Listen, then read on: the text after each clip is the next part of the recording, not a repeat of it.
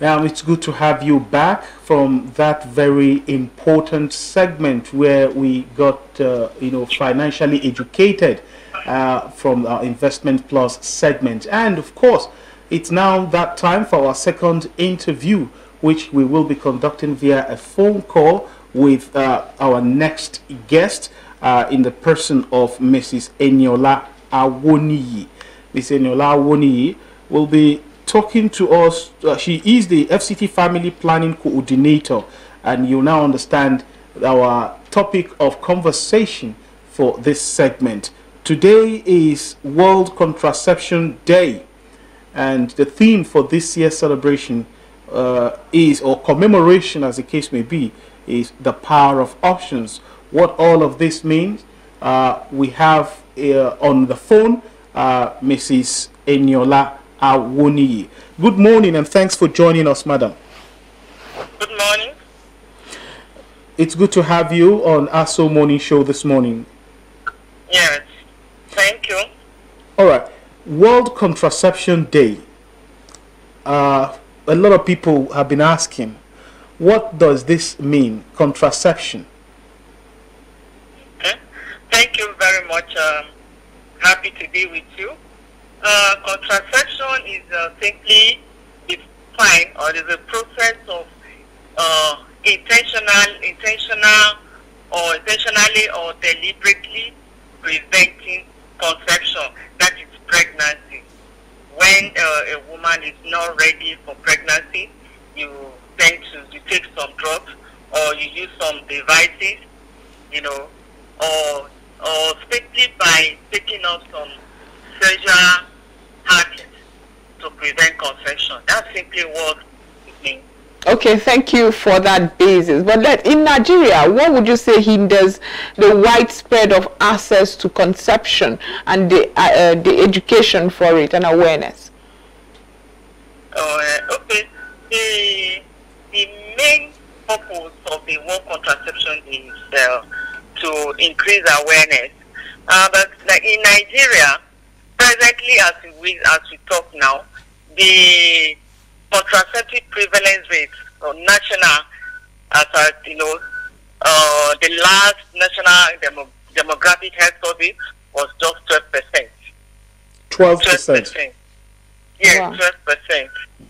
And it means we have a lot to do, in the area of creating awareness. It's not just enough that somebody knows about contraceptive or contraception. It's good to have the accurate and comprehensive knowledge, and that is what the World Contraception Day, tends to achieve.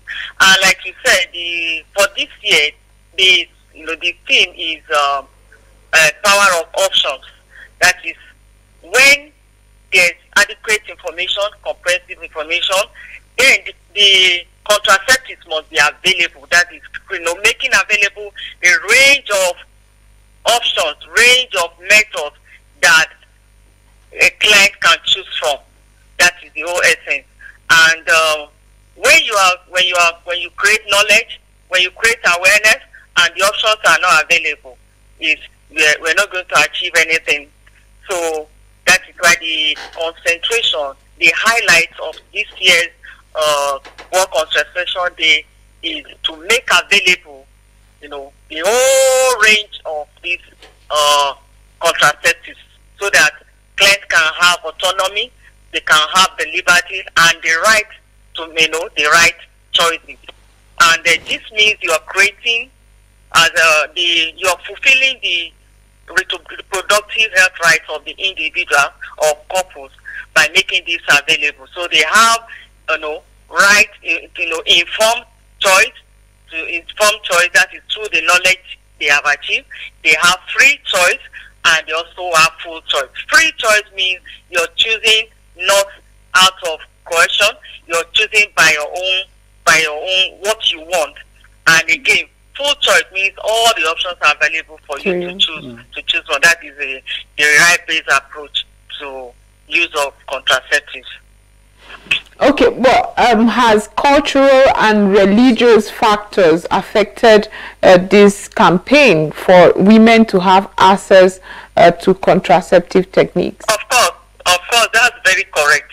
As we know, there are certain cultural factors that that mitigate against the access to use of contraceptives. That is one of the major areas that we need to address. That is through awareness, sensitization. We tend to involve everybody, the men, the traditional rulers, the religious leaders, and so that we can get adequate information. Like I say, it's just sometimes there are exaggerated fear about the way this contraceptive, the way they work, due to lack of adequate knowledge. So this same way of creating adequate knowledge is not just to go beyond knowing that these things are available. We should go further to find out, to get information, accurate information. That is what government is doing, giving accurate and comprehensive knowledge about this method, the way they work, and what to expect, so that when you have this information, you remove that fear of, oh, there are side effects, oh, they work like this. Because most of these things are myths and misconceptions.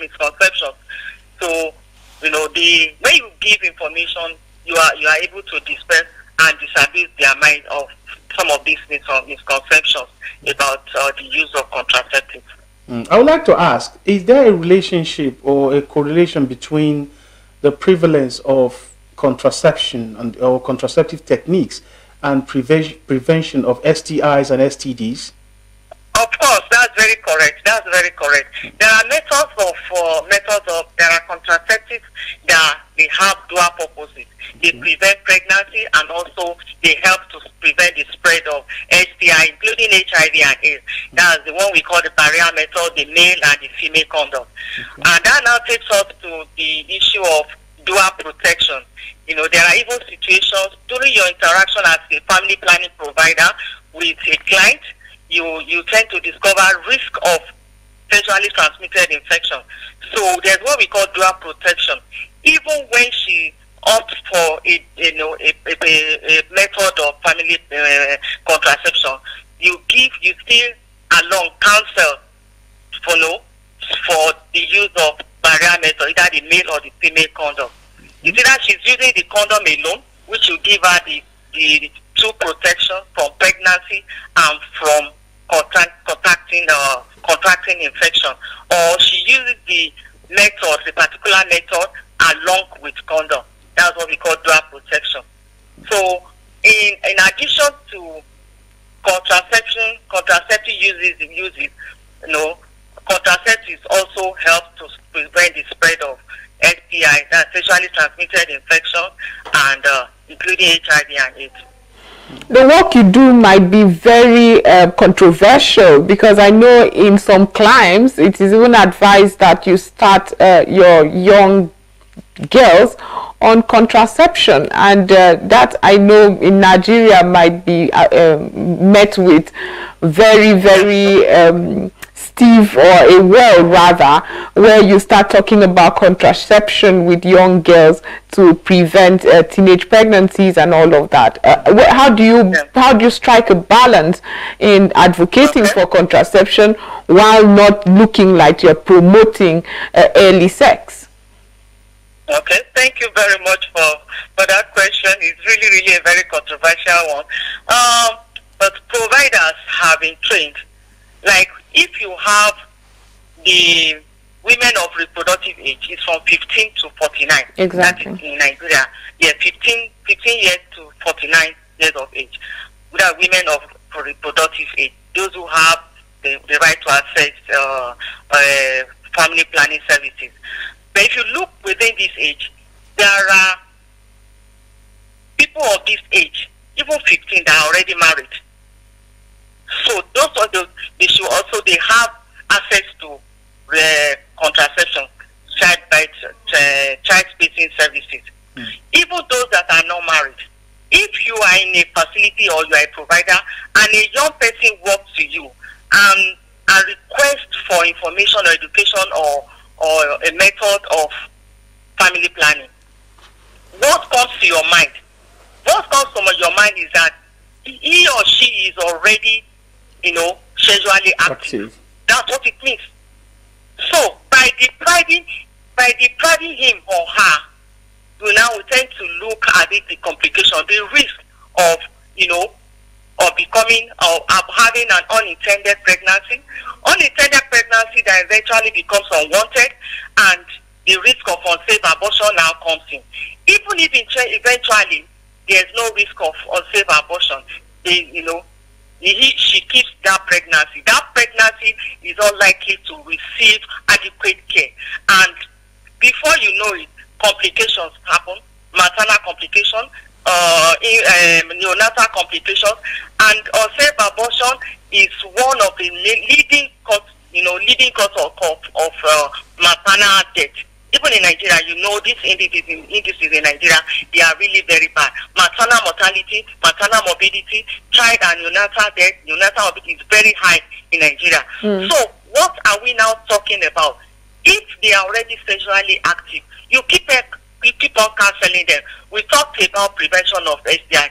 We tell them it's beyond prevention of pregnancy alone. We sit them down and we counsel them. Exactly. We counsel them, depending when they are able to negotiate. That's what we call negotiation.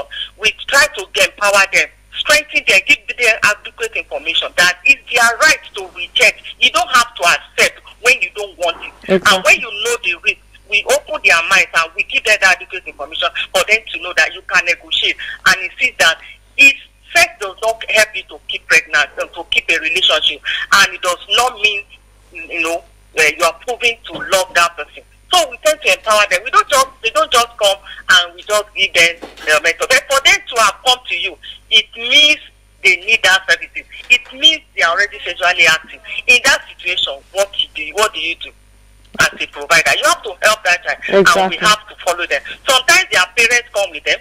Sometimes, like I said, some of them are already married. Some of them are already in a serious relationship. They are planning to get married. They don't want to have pregnancy immediately after marriage. They want to plan their life.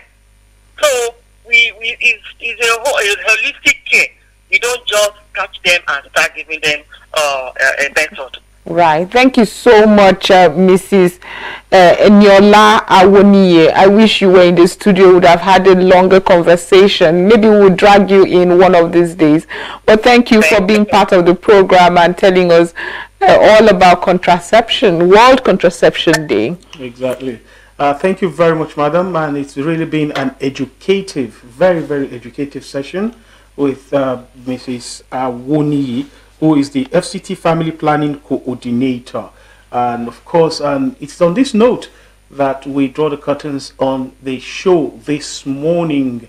For me, today has been one of the most enlightening and exciting days. For me, I hope that it has been for you too. From this end, my name is Usman Katan Umar, wishing you to have a very lovely day ahead. And I am Joy Asaye. Have a wonderful, productive day.